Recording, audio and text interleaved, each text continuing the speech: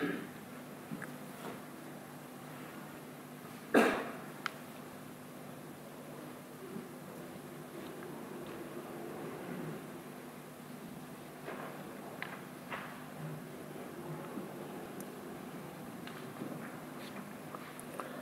الله والصلاة والسلام على أشرف المرسلين سيدنا محمد وعلى آله وصحبه أجمعين أما بعد.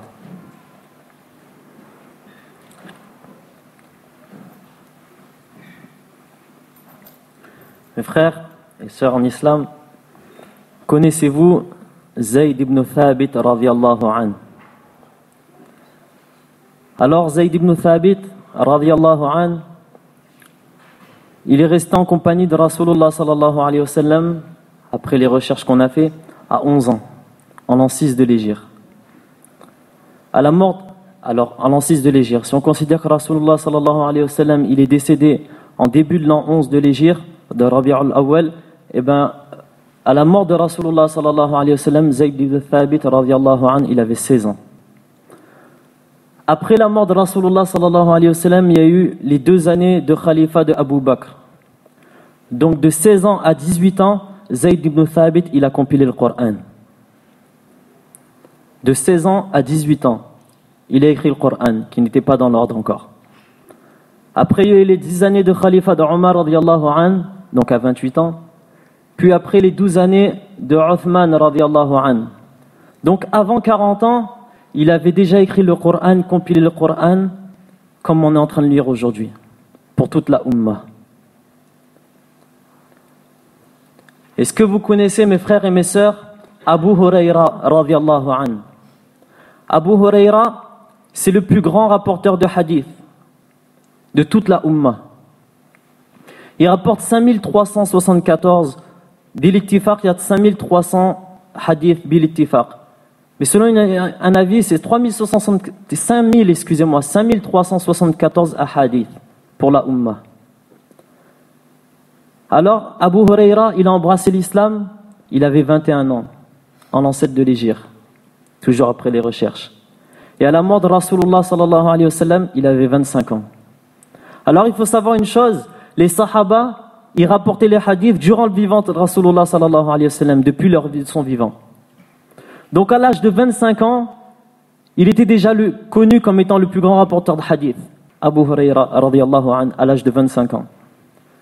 Mes frères et mes sœurs, est-ce que vous connaissez Abdullah ibn Umar radiyallahu anhu, le deuxième plus grand rapporteur de hadith de l'islam?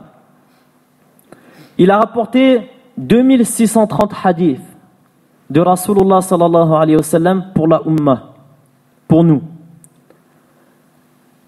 Abdullah ibn Umar radiyallahu anhu, à l'âge de 14 ans, il voulait participer à la bataille de Uhud, mais par rapport à ce qu'il était très petit, et même physiquement, on lui a interdit. À la mort de Rasulullah sallallahu alayhi wa sallam, Abdullah ibn Umar, il avait quel âge? 20 ans. Il était déjà connu comme un tel, comme il est connu aujourd'hui. Anas, est-ce que vous connaissez, mes frères et mes sœurs, Anas radiyallahu anhu? Anas radiyallahu anhu, c'est le 3e plus grand rapporteur de hadith de l'histoire de la Ummah. Il a rapporté 2286 hadiths pour la Ummah, pour nous aujourd'hui. À 10 ans, Anas radiyallahu anhu, il est venu à Madina, il est resté en compagnie de Rasulullah sallallahu alayhi wa sallam. À 18 ans, quand Rasul sallallahu alayhi wa sallam il est décédé, si on considère qu'il est mort à l'âge de 99 ans, parce que selon une autre version, il est mort à 103 ans. Je raconte pas le nombre d'enfants qu'il avait aussi. Alors, Abdullah ibn Anas radiyallahu anhu, à la mort de Rasulullah sallallahu alayhi wa sallam, il avait 18 ans. Et c'est le 3e plus grand rapporteur de hadith. Abdullah ibn Abbas, tout le monde le connaît aujourd'hui. C'est le 4e plus grand rapporteur de hadith de la Ummah. Et c'est le mufassir de la Ummah. Il rapporte 1660 hadiths pour nous aujourd'hui. À la mort de Rasulullah sallallahu alayhi wa sallam, il avait 13 ans. Selon un autre qawl, il avait 15 ans et un autre qawl, il avait 10 ans. Mais on va prendre celui qui avait 13 ans. 13 ans à la mort de Rasulullah sallallahu alayhi wa sallam. 2 ans sont passés, khalifa d'Abu Bakr radiyallahu anhu. Donc il avait 15 ans. Au khalifa de Omar, il avait quel âge? 15 ans. Et subhanallah, Abdullah ibn Abbas, c'était le bras droit de Omar. Le président de la communauté islamique, le président d'un pays à ce moment-là, il avait son conseiller, son bras droit, c'était un enfant de 15 ans. Voilà les sahaba. Voilà nos jeunes sahaba, comment ils ont vécu. À cette époque, il faut comprendre l'islam. Quand Rasulullah sallallahu alayhi wa sallam, il décède, c'est toute une organisation à travers l'humanité tout entière. Il y a un message à faire passer. Il y a le dîn à transmettre dans tous les pays. Alors l'organisation, elle est mondiale. Et les tentations, elles sont mondiales. Et face à ces tentations-là, quand Rasulullah sallallahu alayhi wa sallam, il décède, ces jeunes-là, qu'est-ce qu'ils ont fait? Ils ont renforcé leur lien avec Allah. Et deuxièmement, qu'est-ce qu'ils ont fait? Ils ont aidé la Ummah à se raffermir, à être encore plus forte. On a cité des âges. 13 ans, 15 ans, 14 ans, Ibn Omar, 16 ans, à 18 ans, Zayd ibn Thabit qui a compilé le Coran, 21 ans, etc. À cet âge-là, qu'est-ce qu'on a fait pour la Ummah, nous, aujourd'hui? Qu'est-ce qu'on a fait pour la Ummah, nous, les jeunes d'aujourd'hui? Et je le répète encore une fois, qu'est-ce qu'on a fait pour la Ummah à cet âge-là, nous, aujourd'hui? Qu'est-ce qu'on a fait lorsque ces tentations-là, elles sont présentées à nous? Alors les sahaba, tout le monde est d'accord, c'est nos exemples. C'est des étoiles pour nous. C'est radiyallahu anhum wa radu an. Mais ces gens-là, dans de telles difficultés, qu'est-ce qu'ils ont fait? Au même âge que nous, qu'est-ce qu'ils ont fait? Ils se sont raffermis. Ils ont renforcé le dîn. Ils ont fait un travail d'authenticité sur le dîn. Subhanallah.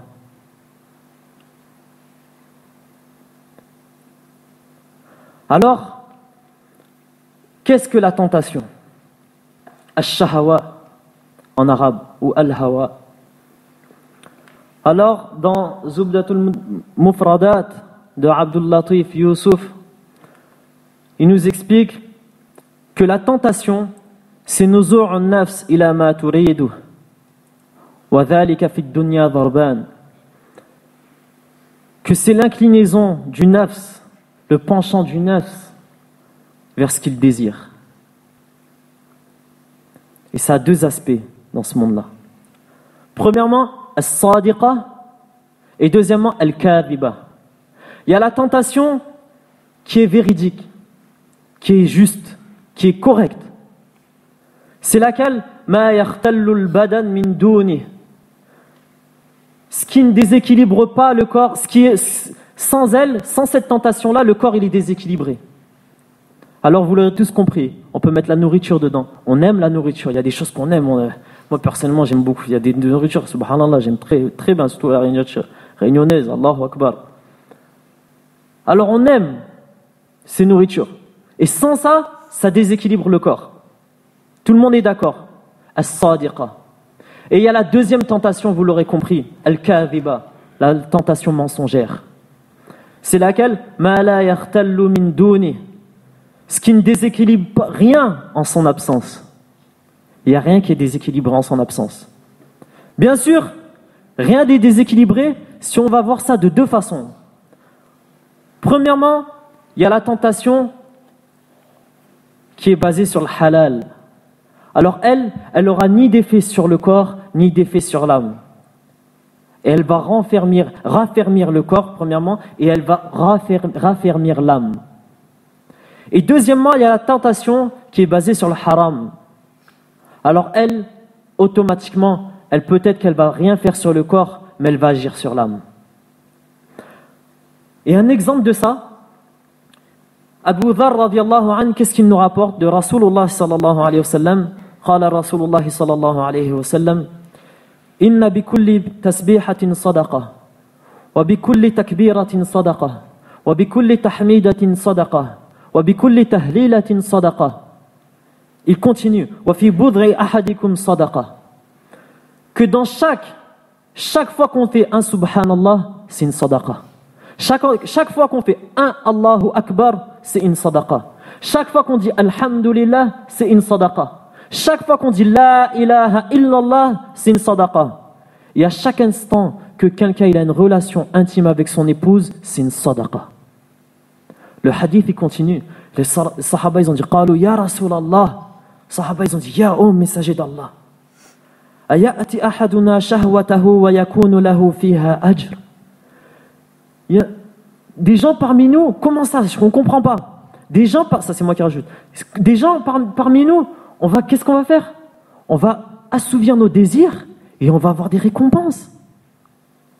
Alors Rasulullah sallallahu alayhi wa sallam, qu'est-ce qu'il nous rapporte? قال أرأيتم لو وضعها في حرام أكان عليه وزر. Est-ce que vous ne voyez pas, si cette personne-là, il a eu sa relation dans le haram, est-ce qu'il aura un péché à ce moment-là? Automatiquement. Alors Rasulullah sallallahu alayhi wa sallam, il continue, il dit فَكَذَلِكَ إِذَا وَضَعَهَا فِي الْحَلَالِ كَانَ لَهُ أَجْرٌ. Rawahu Muslim. De la même façon, si cette personne-là, il a une relation intime avec une femme, avec son épouse, on précise bien, dans le halal, il a précisé, dans le halal, qu'est-ce qui se passe? Il aura une récompense. La tentation basée sur le haram, la tentation basée sur le halal. Alors, et comme on a dit, la tentation, soit ça raffermit l'âme, soit ça la déséquilibre, ça la détruit. Alors, subhanallah, quelles sont les causes qui déséquilibrent l'âme, justement? Alors, on va voir, premièrement, l'argent. Une grande passion. L'argent. Plus précisément, l'appât du gain. Le fait de toujours chercher plus, toujours chercher de l'argent, toujours chercher. Ces choses-là. Alors, à force de chercher, vous savez ce qui se passe? On ne se met plus de limites. Et quand on ne se met plus de limites, on se permet de voler. Parce qu'on veut toujours plus. Qu'est-ce qui se passe encore? On se permet de faire un magasin et de dire quoi? On n'a pas d'argent, on veut toujours plus. Alors on se dit, c'est pas grave, je fais un prêt avec la banque. Inch'Allah, mon magasin il va marcher, après je ferai tauba, c'est bon, ça va marcher. On travaille avec l'intérêt, sans problème.